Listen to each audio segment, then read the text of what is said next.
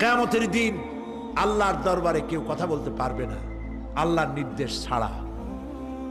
নবী করিম সাল্লাল্লাহু আলাইহি সাল্লামকে সাহাবায়ে কেরাম জিজ্ঞেস করেছেন, হে রাসূল, আপনার আব্বা এবং আম্মার অবস্থা কি হবে? নবী করিম সাল্লাল্লাহু আলাইহি সাল্লাম কেঁদে ফেলেছেন, সাফ বলেছেন, আমি তাদের কোনো উপকারে আসব না। পৃথিবীর সব মানুষ, সাহাবায়ে কেরাম বাদ দেন, পৃথিবীর সমস্ত মানুষ একত্রিত হয়ে আবু তালেব রাসূলুল্লাহকে যে ভালোবেসেছেন, ওর 1000 ভাগের 1 ভাগও সারা দুনিয়ার মানুষ রাসূলুল্লাহকে ভালোবাসতে পারবে? পারবে?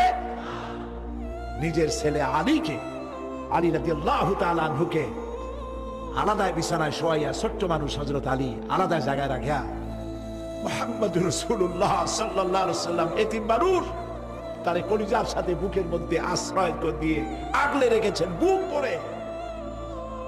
সেই আবু তালেব মৃত্যুর সময় নবী করিম সাল্লাল্লাহু আলাইহি সাল্লাম বলেছিলেন, চাচা একটি বার আমার কানে তাওহীদের কালেমা শোনায় দেন।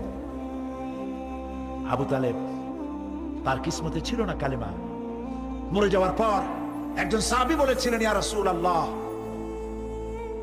মৃত্যুর সময় আবু তালেবের মুখ আমি নড়তে দেখেছি, তিনি কালেমা পড়েছেন সম্ভবত। রাসূলুল্লাহ সাফ পড়েছেন, আমি শুনি নাই। এত ভালোবাসার পরেও হাদিস শরীফে এসেছে আবু তালেব জাহান্নামে যাবে।